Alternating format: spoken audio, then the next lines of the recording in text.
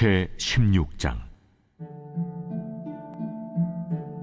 욥이 대답하여 이르되, 이런 말은 내가 많이 들었나니 너희는 다 재난을 주는 위로자들이로구나.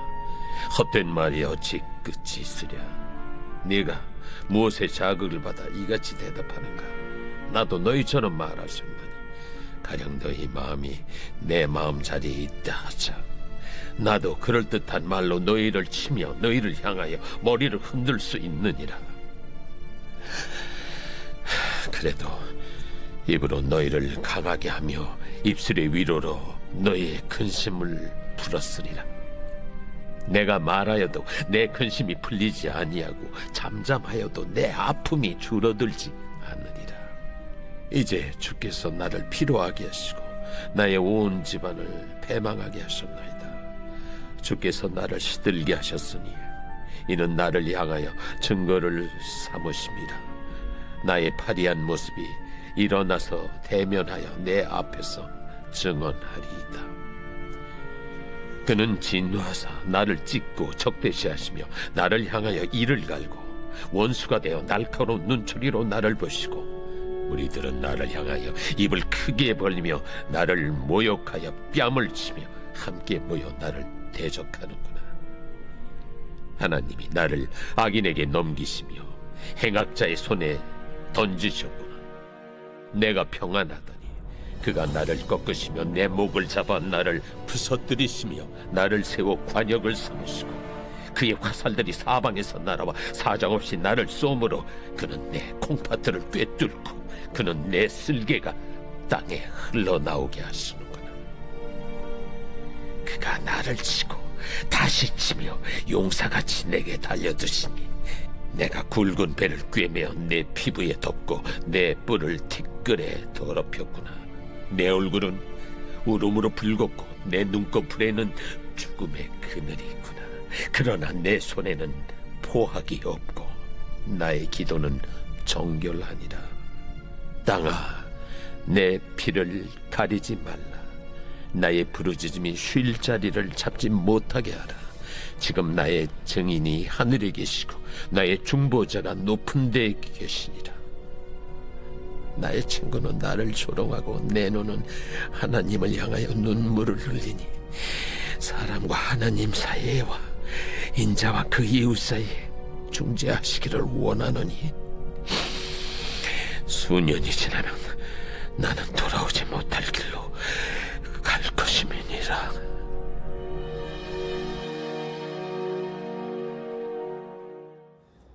사랑하는 크스칸 여러분, 좋은 아침입니다. 네, 2월 20일 매일 말씀 나누도록 하겠습니다. 오늘 본문은 16장입니다. 그래서 16장과 17장에는 15장에서 나눴던 엘리바스의 그 두 번째 말에 대한 욥의 대답이 나오고 있습니다. 욥이 엘리바스에게 대답합니다. 15장에 있는 그 엘리바스의 말은 내가 많이 들었다는 것입니다.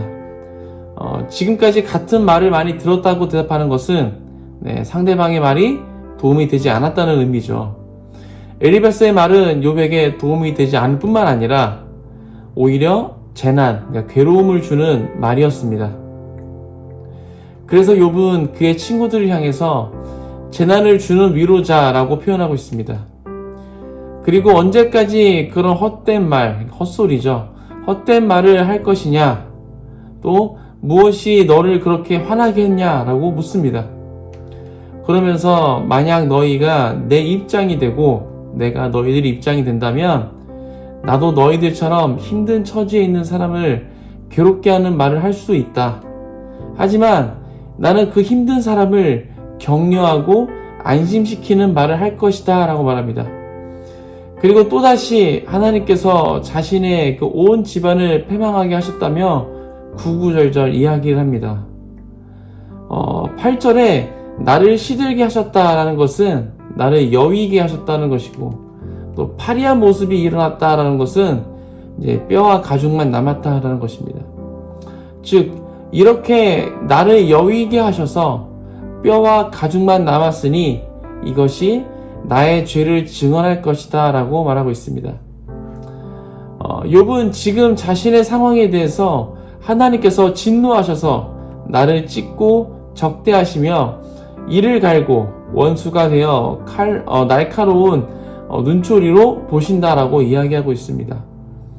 그리고 사람들은 나를 향하여서 입을 크게 벌리며 모욕하고 또 뺨을 치며 함께 모여서 대적한다라고 말합니다.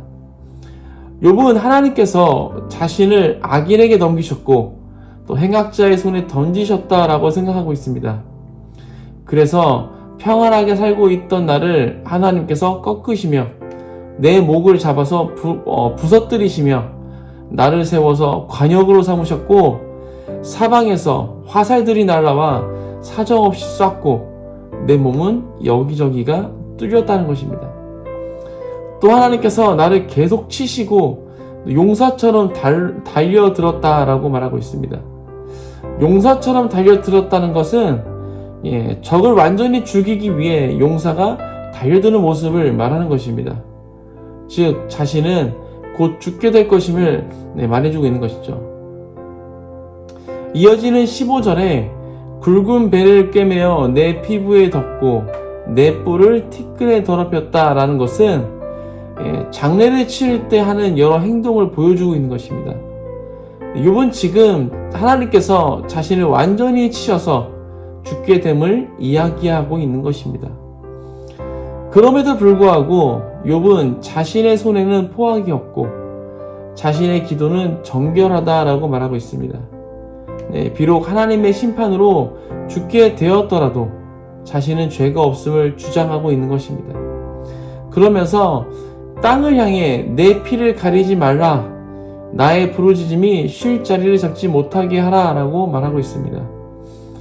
당시에는 그 무고히 맞아 죽은 사람의 피는 그것을 흙이 덮기 전까지는 오랫동안 하나님께 복수를 해달라고 소리 지른다라는 이야기가 있었다고 합니다.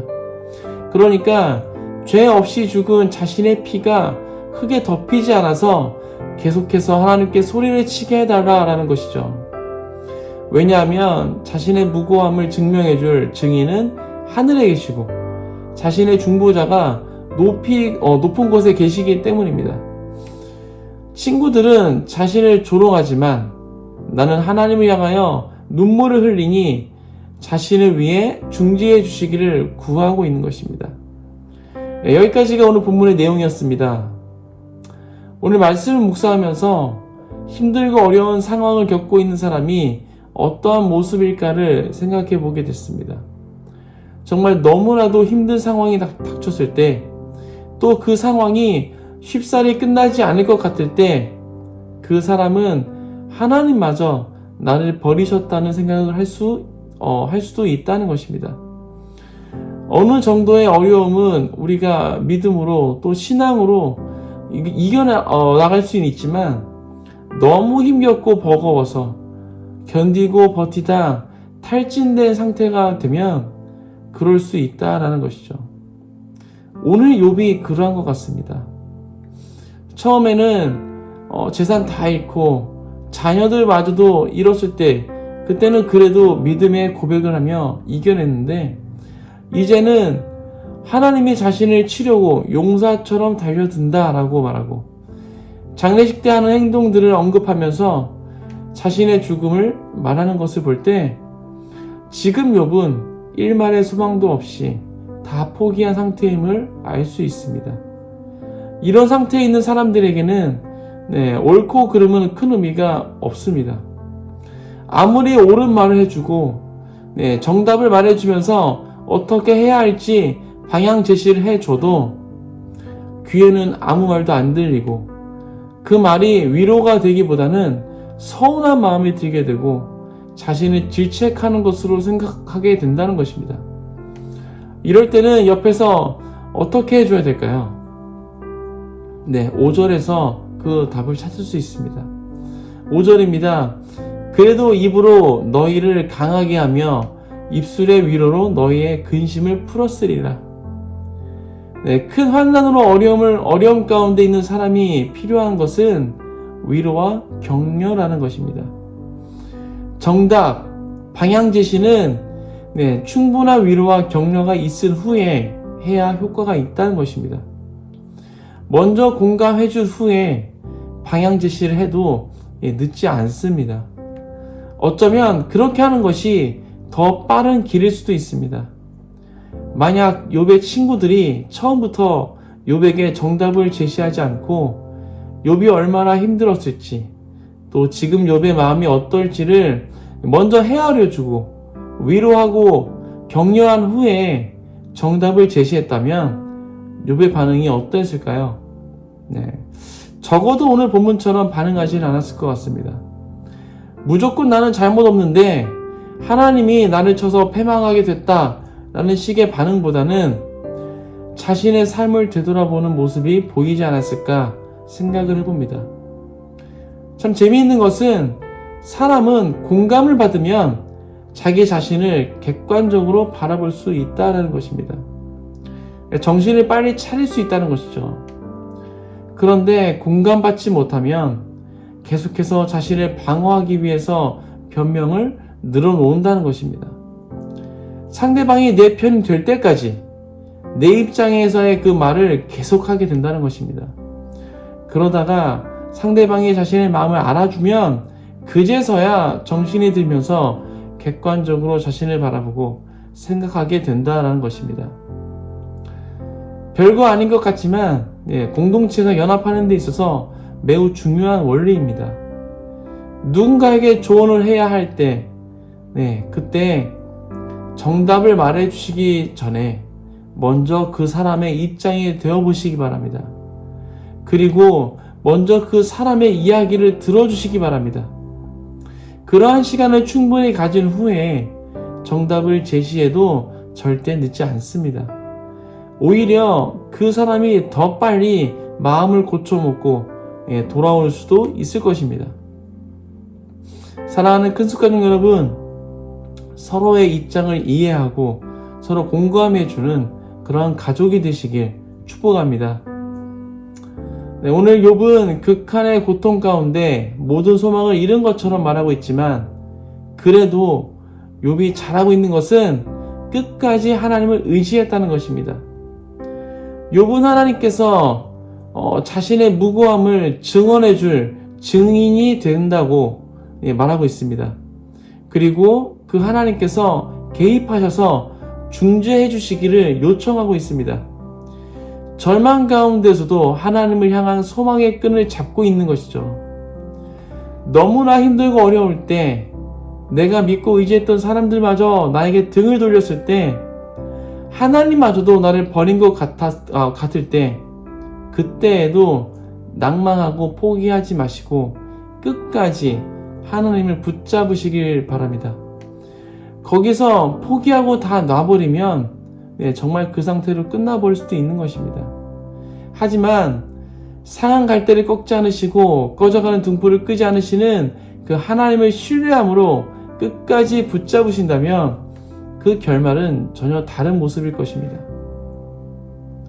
오늘 하루도 오늘 말씀을 생각하시면서 서로 공감해 주시고 사랑으로 품어주시는 가족이 되어주시고 절망 가운데서도 끝까지 하나님의 선하심과 신실하심을 신뢰함으로 붙잡으시는 모든 큰 수가 되시길 주님의 이름으로 축복합니다. 함께 기도하겠습니다. 하나님 감사합니다. 오늘 또 엘리바스의 말에 대한 욥의 대답을 함께 나눴습니다. 욥은 끝까지 자신의 무고함을 주장하면서 하나님께서 자신을 쳤다라고 이야기하고 있습니다. 하나님, 정말 큰 어려움 가운데 자신이 감당하기에 정말 버거울 만큼 그 큰 어려움 가운데 있는 사람의 마음은 정말 약해진 상태인 것 같습니다. 누가 어떠한 말을 해도 자신의 상황을 변호하며 자신의 입장을 이야기하는 정말 하나님께서 자신을 버린 것 같은 그런 마음을 가진 그런 상태인 것 같습니다. 우리가 상대방을 또 상대방에게 조언을 해야 할 경우에 그 정답을 먼저 제시하기보다는 그 사람을 먼저 이해해주고 또 그 사람의 그 아픔을 먼저 말해주고 공감해주는 그런 모습으로 다가가서 그 마음을 먼저 격려해준 후에 그 사람에게 방향을 제시할 수 있는, 정답을 제시할 수 있는 우리에게 그런 모습이 있게 하여 주옵소서. 그렇게 서로를 공감해 줄 때 우리가 서로의 말을 들을 수 있는 마음의 여유가 생길 수 있는 것 같습니다. 우리가 그렇게 서로를 격려해주고 위로해주고 공감해주면서 또 서로를 이끌어줄 수 있는 자가 될 수 있게 하시고, 또한 내가 또 그렇게 어려운 상황에 처했을 때 끝까지 하나님을 신뢰하며 하나님을 붙잡을 수 있도록 인도하여 주옵소서. 우리 가운데 그러한 모습이 있기 원합니다. 주님 역사하시고 이끌어 주옵소서. 감사합니다. 이 모든 말씀 예수님의 이름으로 기도했습니다. 아멘.